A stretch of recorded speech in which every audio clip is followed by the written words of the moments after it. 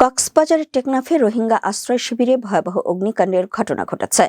এতে অন্তত ২০ থেকে ২৫টির বেশি বসতঘর পুড়ে গেছে বলে প্রাথমিকভাবে জানা গেছে।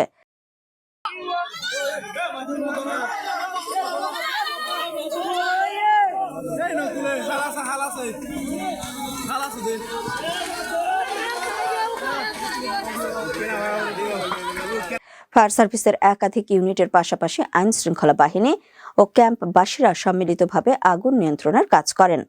২৮ ডিসেম্বর রাত 10:30টার দিকে টেকনাফ উপজেলার লেদা ও আলীখালী এলাকার ২৪২৫ নম্বর রোহিঙ্গা ক্যাম্পের মধ্যবর্তী অংশে এই অগ্নিকাণ্ডের ঘটনা ঘটে। আগুন দ্রুত ছড়িয়ে পড়ায় ক্যাম্প জুড়ে আতঙ্ক ছড়িয়ে পড়ে। বিষয়টি নিশ্চিত করেন ১৬ আর্মড পুলিশ ব্যাটালিয়নের অধিনায়ক অতিরিক্ত ডিআইজি মোহাম্মদ কাউসার শিকদার। স্থানীয় সূত্রে জানা গেছে, ক্যাম্পে হঠাৎ করেই আগুন লেগে মুহূর্তে আগুনের লেলিহান শিখা চারপাশের ঝুপড়ি ঘরগুলোতে ছড়িয়ে পড়লে পুরো এলাকায় আতঙ্ক সৃষ্টি হয়। তবে কোথা থেকে আগুনের সূত্রপাত হয়েছে তা কেউ বলতে পারেনি। খবর পেয়ে ফায়ার সার্ভিসের পাশাপাশি ১৬ আর্মড পুলিশ ব্যাটালিয়ন, স্থানীয় প্রশাসন ও ক্যাম্পের বাসিন্দারা সম্মিলিতভাবে আগুন নিয়ন্ত্রণে কাজ করেন।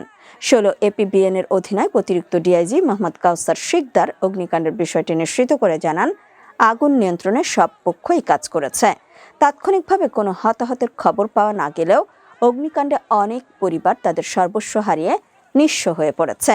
এ বিষয়ে লেদা ২৪ নম্বর রোহিঙ্গা শরণার্থী ক্যাম্পের সিআইসি খানজাদা শাহরিয়ার বিন মান্নান বলেন, এফ ব্লক ও সিএ ব্লকে প্রায় ২০ থেকে ২৫টি ঘর আগুনে পুড়ে গেছে। এখনো পর্যন্ত কোনো হতাহতের খবর পাওয়া যায়নি। পরবর্তীতে ক্ষয়ক্ষতির পরিমাণ নির্ধারণ করা হবে বলে জানিয়েছেন সংশ্লিষ্টরা।